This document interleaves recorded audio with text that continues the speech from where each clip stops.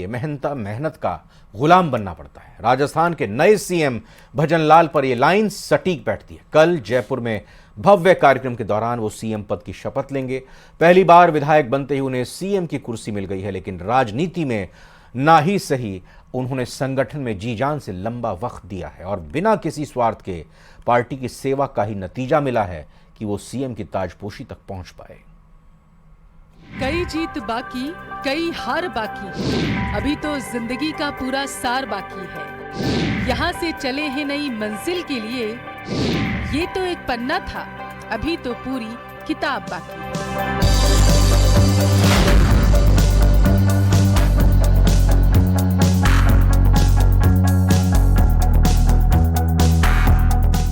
ये चंद लाइनें राजस्थान के नए सीएम के राजनीतिक करियर से हूबहू मेल खाती हैं।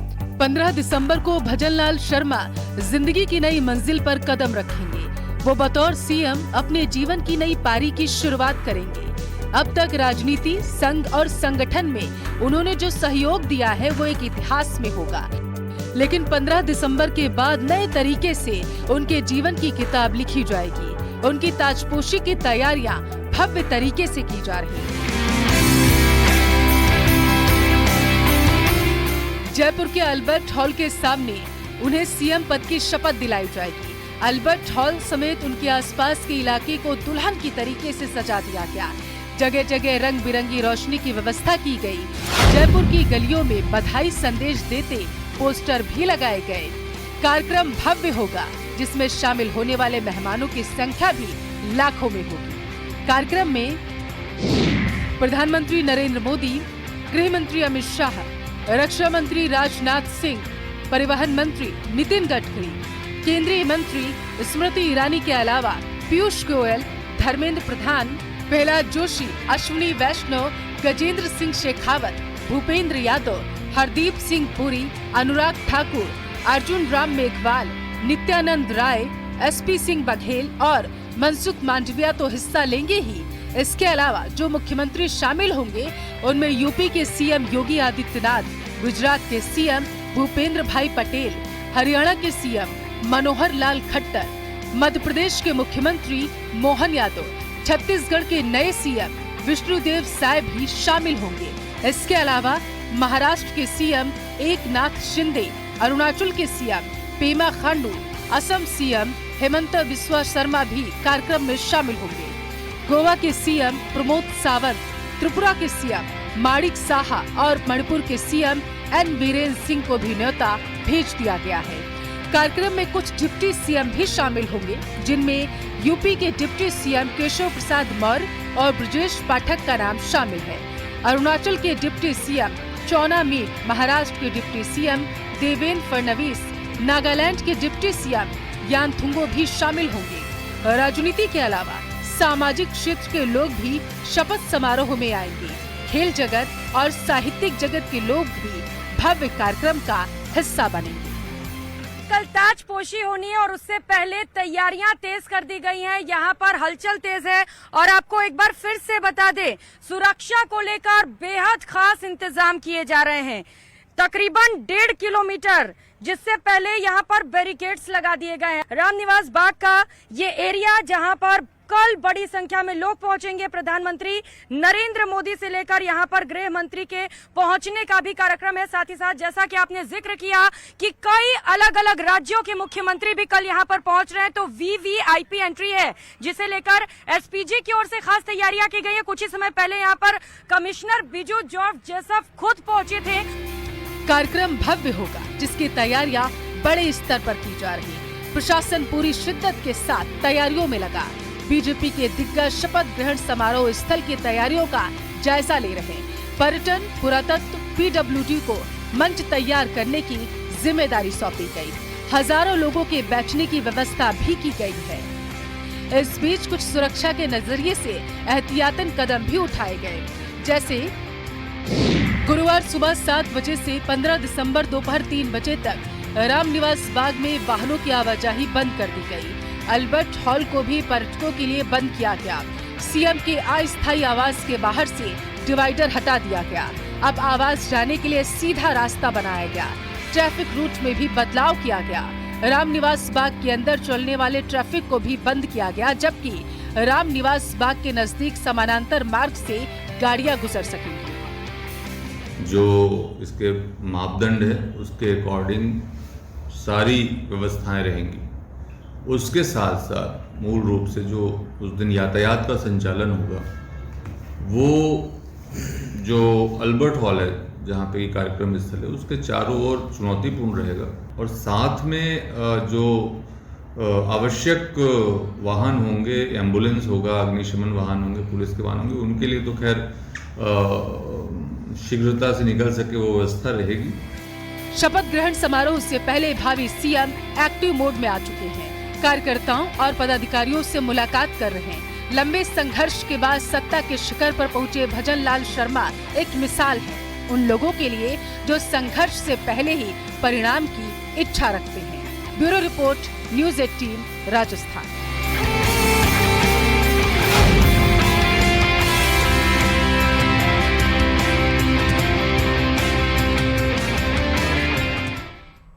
और अब यह खबर बीकानेर से है, जहां पर एक ही परिवार के 5 लोगों ने सुसाइड कर लिया, खुदकुशी कर ली। बंगला नगर के अंत्योदय बस्ती में यह सुसाइड की घटना सामने आई है। आर्थिक कारणों के चलते यह आत्महत्या की गई है। मुक्ता प्रसाद नगर थाना क्षेत्र की यह घटना है। 4 लोगों ने फांसी का फंदा लगाकर अपनी जीवन लीला समाप्त कर ली। वहीं एक व्यक्ति ने जहर खाया है। मौके पर एसपी और पुलिस अधिकारी ने पहुंचकर छानबीन की। 8 साल से एक किराए के मकान में यह परिवार रहा करता था। दुखद घटना है। एक दंपति हैं और 2 लड़के हैं, एक लड़की है। इनकी डेड बॉडी मिली है और एफएसएल की टीम आ गई है। वो अपनी जो भी एविडेंस है उसको एकत्रित कर रही है, और पुलिस जो वैज्ञानिक ढंग से जो भी अन्वेषण कर सकती थी और जो प्रादर्श उठाने थे वो उठाए जा रहे हैं। जो 4 बॉडीज हैं, प्रथम दृष्टया वो हैंगिंग का केस लगता है, परंतु जब एफएसएल की टीम पूरी प्रादर्श उठा लेगी और उसके बाद इनका पोस्टमार्टम होगा तभी हम कुछ कहने की स्थिति में होंगे। परंतु सभी दृष्टिकोण से हम जांच कर रहे हैं और जैसे तथ्य आएंगे उसमें कार्रवाई की जाएगी। बीकानेर के मुक्ता प्रसाद थाना क्षेत्र में आज दिल दहलाने वाली एक घटना सामने आई है, जहां एक ही परिवार के 5 लोगों ने आत्महत्या कर ली है। बताया जा रहा है कि हनुमान सोनी जो है वो एक किराए के मकान में यहाँ रहता था। अंत्योदय नगर क्षेत्र का ये पूरी घटना है, और उसके साथ जो है उसकी पत्नी विमला और उसके साथ मोहित, ऋषि और एक बच्ची गुड़िया भी यहाँ रहती थी। अब जो प्राथमिक रूप से जो जानकारी मिली है उसमें ये सामने आ रहा है कि आर्थिक तंगी की वजह से इन लोगों ने आत्महत्या की है। हालांकि मौके पर आईजी और एसपी खुद पहुंच चुके हैं, और आप देखेंगे कि अभी जो पुलिस की जो गाड़ियां भी है वो यहाँ लगी हुई है, और जो शव हैं उनको एफएसएल की टीम के माध्यम से जो है वो चेक करने का प्रयास किया जा रहा है। पूरी घटना की जानकारी जुटाई जा रही है, लेकिन जो प्रथम दृष्टया जो हमें सूचना मिली है उसमें ये जानकारी मिली है कि जो मकान मालिक है वो जब आज यहाँ पे शाम को आया था तब उसने इन चारों ही लोगों की जो है आत्महत्या होने की जो बात सामने आई, और उसके बाद जो है वो पुलिस को सूचना दी गई है। हालांकि आईजी ओम प्रकाश और एसपी तेजस्वी गौतम के साथ साथ आला अधिकारी मौके पर पहुंच चुके हैं और पूरी घटना की जानकारी जुटाई जा रही है, और लेकिन ये अभी तक खुलासा नहीं हो पाया है कि इन लोगों ने आज ही आत्महत्या की है या कल की है।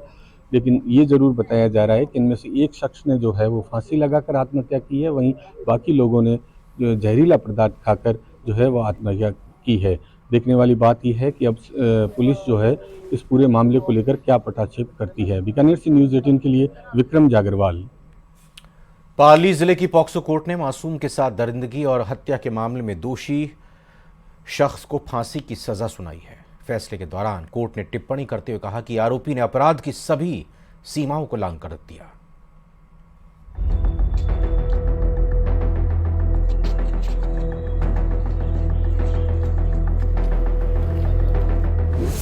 सबसे बड़े अपराध पर सबसे बड़ी सजा, नाबालिग से रेप, भाई की हत्या पर मृत्युदंड।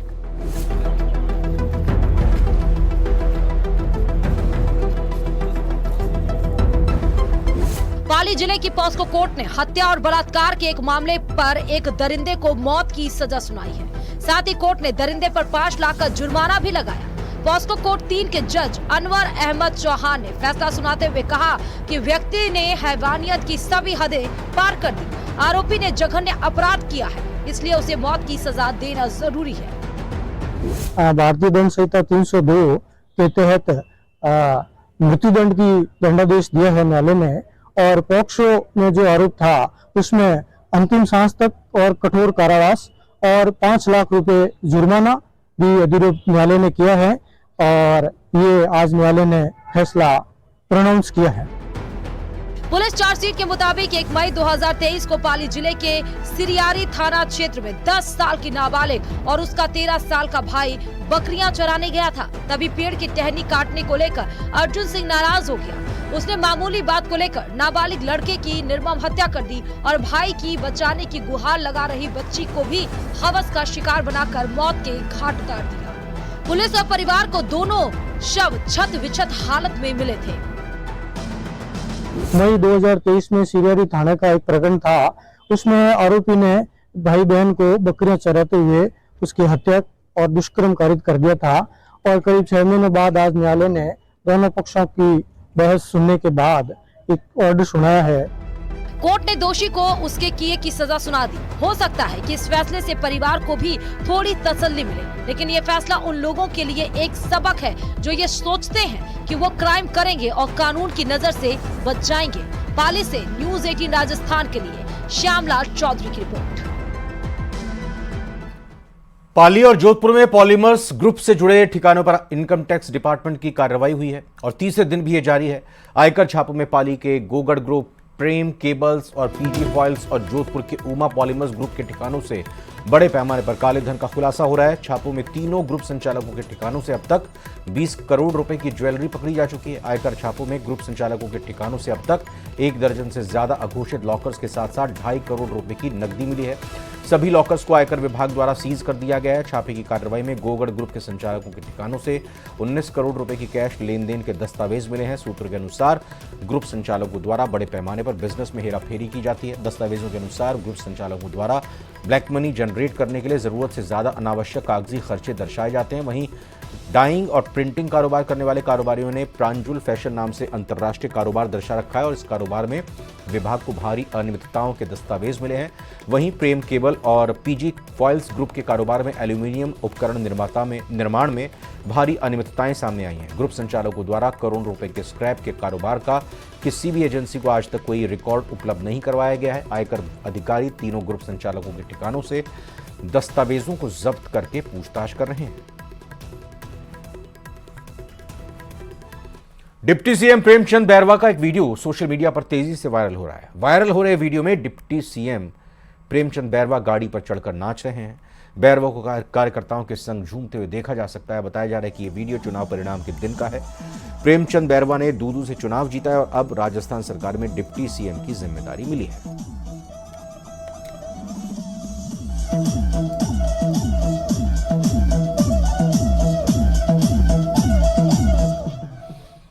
प्रदेश को फिर से एक नई वंदे भारत मिलने जा रही है। नई वंदे भारत जयपुर पहुंच चुकी है। हालांकि अभी यह सिर्फ रैक की शक्ल में जयपुर आई है। अभी वंदे भारत को पूरी तरह असेंबल करना बाकी है। साथ ही अभी यह भी तय नहीं कर पाया है कि नई वंदे भारत को किस रूट पर चलाना है। जल्द ही इसे NWR के किसी कारखाने में भेजा जाएगा और जहां इसे जरूरी सुविधाओं से लैस किया जाएगा और इसके बाद ही इसका रूट तय करके संचालन किया जाएगा। करवा दी। देश के 5 राज्यों में चुनाव होने के कारण अब 16 दिसंबर से इन 5 राज्यों में विकसित भारत संकल्प यात्रा शुरू होगी। शुरुआती चरण में यात्रा ग्रामीण क्षेत्रों को कवर करेगी, जिसमें केंद्र सरकार की 64 योजनाओं की जानकारी दी जाएगी। दौसा में जिला स्तर, उपखंड स्तर और ग्राम पंचायत स्तर पर कमेटियों का गठन किया गया है।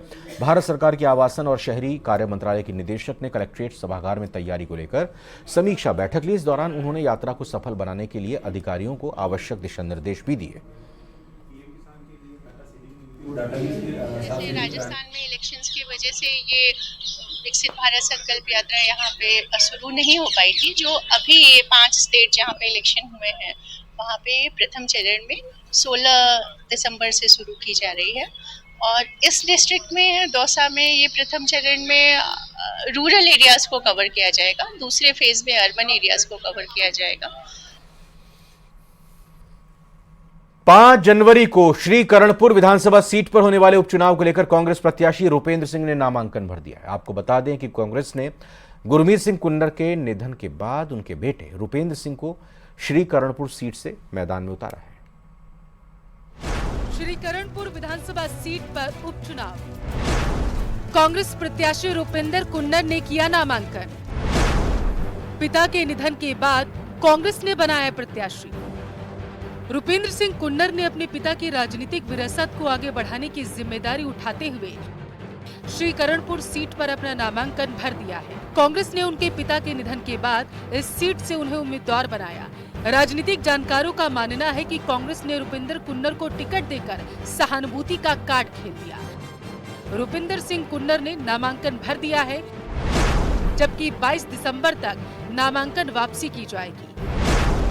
5 जनवरी को मतदान और 8 जनवरी को मतगणना की जाएगी। 4 नवंबर को सरदार गुरमीत सिंह कुन्नर ने अपना नॉमिनेशन किया था और उस दिन रिकॉर्ड तोड़ लोगों ने अपना समर्थन दिया था और अब सरदार गुरमीत सिंह कुन्नर को कर्णपुर का विधायक उसी दिन बना दिया था, पर कुछ ऐसी परिस्थितियां आई वो हमारे बीच नहीं रहे, तो ये दोबारा चुनाव होने जा रहा है। ये सीट जीतती है तो बीजेपी को कोई फर्क नहीं पड़ता और हारती है तो कोई फर्क नहीं पड़ता। कांग्रेस को भी जीतने से कोई फायदा नहीं, लेकिन एक श्रद्धांजलि के रूप में लोग मानते हैं कि भाई रूबी कुन्नर को जिताकर भेजेंगे, क्योंकि पिछले दिनों यहाँ लोगों से जब जनसंपर्क हुआ, लोगों से संवाद हुए, तो लोगों ने यही कहा कि सरकार चाहिए बने, लेकिन हम अपने श्रद्धांजलि के रूप में हम रूबी कुन्नर को जिताकर भेजेंगे। ये भावना हाईकमान तक पहुंची है और उन्होंने इसी सब बातों को ध्यान में रखते हुए भाई रुपेंद्र को एक उम्मीदवार के रूप में, कांग्रेस उम्मीदवार के रूप में तय किया है। करणपुर विधानसभा क्षेत्र से कांग्रेस उम्मीदवार के अलावा 11 उम्मीदवार हैं। भारतीय जनता पार्टी की तरफ से सुरेंद्र पाल सिंह मैदान में हैं। हालांकि इस सीट पर कांग्रेस को छोड़कर सभी पार्टियों के उम्मीदवार वही हैं जिन्हें चुनाव स्थगित करने से पहले मैदान में उतारा गया था। 5 जनवरी को होने वाले चुनाव के लिए 249 मतदान केंद्र बनाए गए, जहां सुबह 7 बजे से शाम 6 बजे तक मतदान होगा। इसके बाद 8 जनवरी को सुबह 8 बजे से वोटों की गिनती की जाएगी। श्रीकरणपुर विधानसभा सीट पर 2,40,826 वोटर्स हैं, जिनमें से 1,25,850 पुरुष और 1,14,967 महिलाएं हैं। अब देखना यह है कि कांग्रेस को सहानुभूति कार्ड का फायदा मिलता है या फिर नहीं। रुपेंद्र कुन्नर ने अपना नामांकन पत्र भी आज जमा करा दिया। हाल ही में प्रदेश में हुए विधानसभा चुनावों में भाजपा को स्पष्ट बहुमत मिल जाने के बाद अब यह देखना दिलचस्प होगा कि श्रीगंगानगर जिले की श्रीकरणपुर विधानसभा सीट के लगभग 2,40,000 मतदाता कांग्रेस के सिंपैथी कार्ड पर भरोसा जताते हुए कांग्रेस प्रत्याशी रुपेंद्र सिंह उर्फ रूबी कुन्नर को अपना प्रतिनिधित्व सौंपते हैं या सत्तारूढ़ पार्टी के प्रत्याशी सरदार सुरेंद्र पाल सिंह टीटी को विधानसभा भेजते हैं। अशोक शर्मा, न्यूज 18 श्रीगंगानगर। और इसी खबर के साथ बुलेटिन में फिलहाल इतना ही। आप बने रहिए न्यूज 18 राजस्थान के साथ। नमस्कार।